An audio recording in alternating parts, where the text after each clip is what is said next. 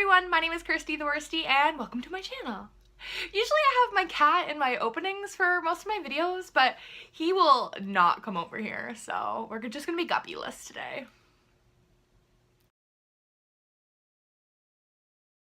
Has anyone else tried this fudge brownie coffee from Dunkin' Donuts? Obviously, hashtag not spons, but hashtag can I be? Because this shit is delicious.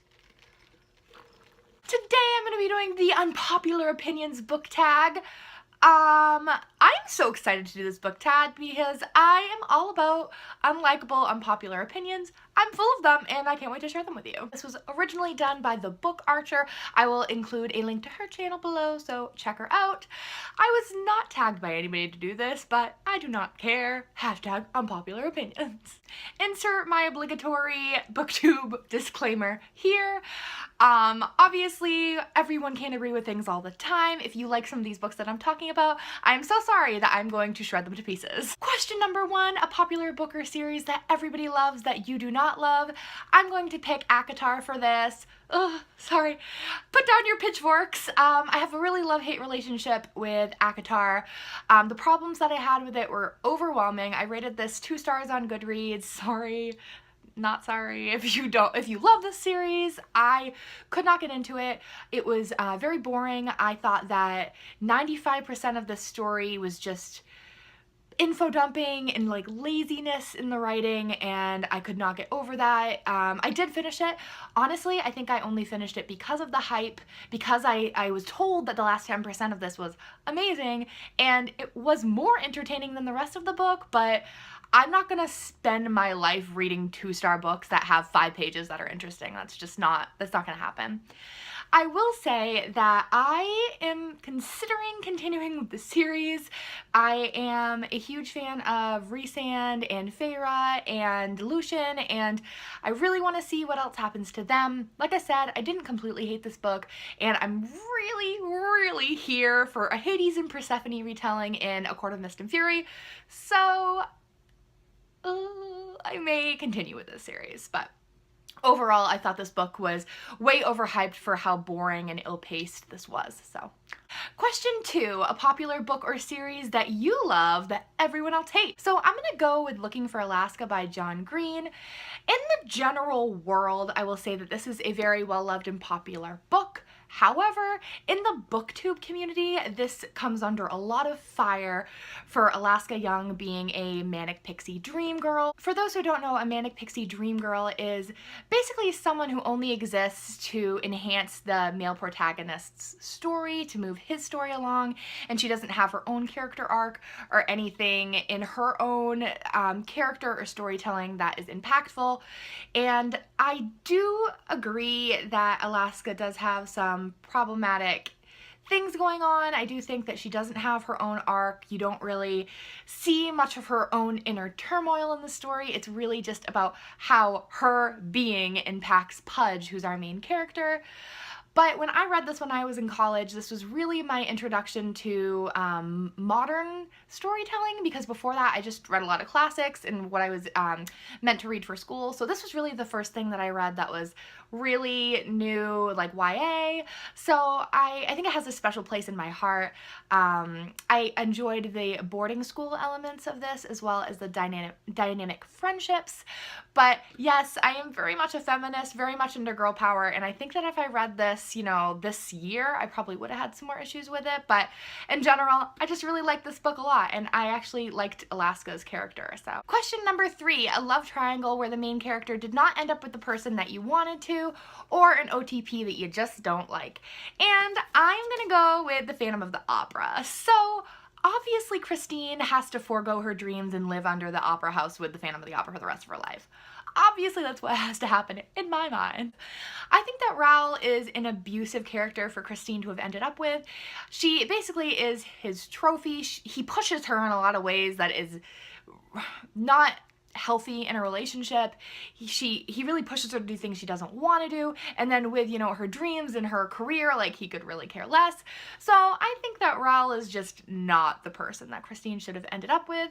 Honestly, I think maybe Christine should have ended up alone and just learned to love herself, because she really clung to men a lot in the story, and I think that she shouldn't have really ended up with anybody. But if she did end up with anybody, she should have ended up with my homeboy, the Phantom of the Opera. So yeah. I will say, if you disagree with me on that one, if you think that Raoul is so wonderful and she should have ended up with that handsome prince, then you probably don't consider Love Never Dies canon, because if you have watched Love Never Dies, which is the sequel to The Phantom of the Opera, you would know that Raoul becomes an abusive, alcoholic, gambling joke.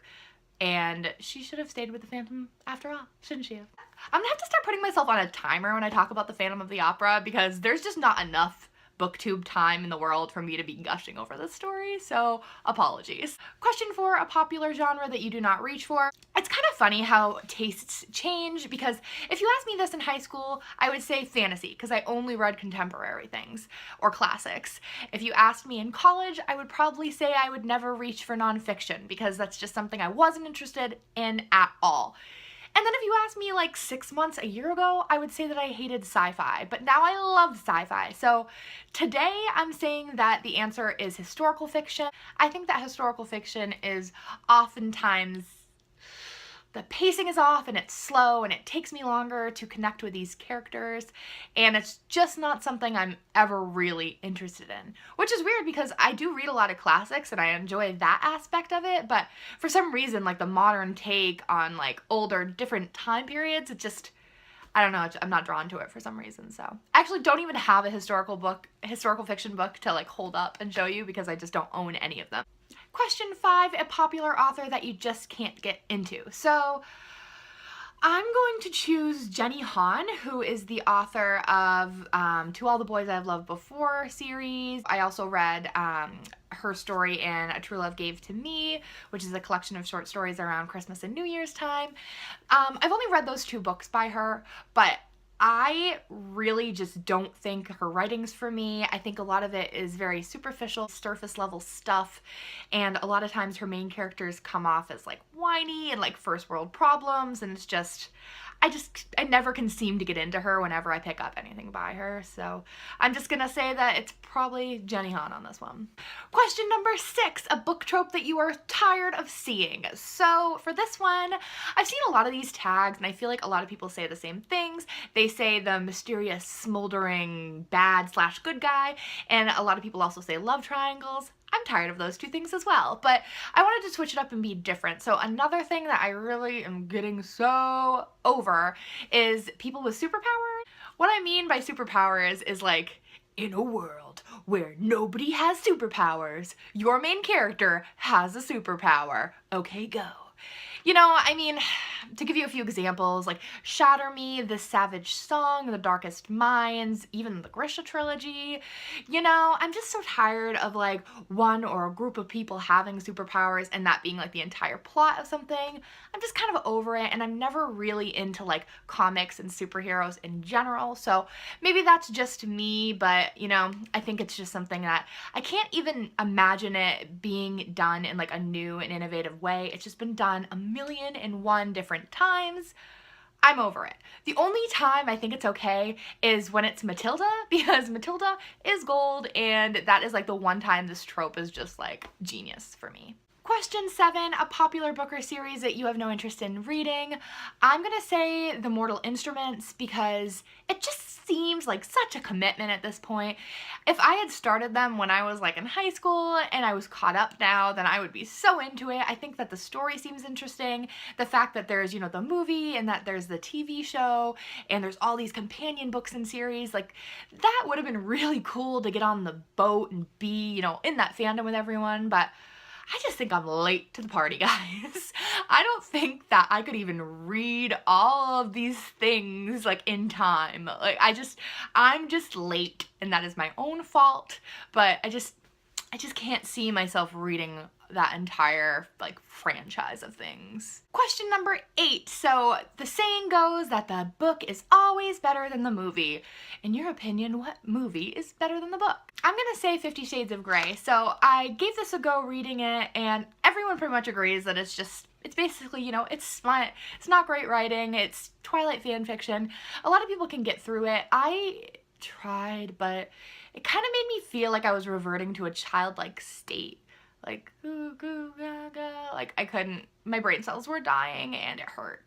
So I stopped reading, but I watched the movie just to see what all the, you know, hype was about, and I did quite enjoy the movie. I don't think I'll see 50 Shades Darker in theaters, but when it comes out, I probably will Redbox it. So yeah, definitely, I thought that this movie was good. I thought it was solid. I watched it with my fiance, and we both, you know, thought it was good, so I will pick 50 Shades of Grey. So I just realized that I missed a question. I took all of my equipment down and I was going to edit, and then I realized that I missed a question. So I'm back again. It's actually question 5, but we're gonna say that it's question 9.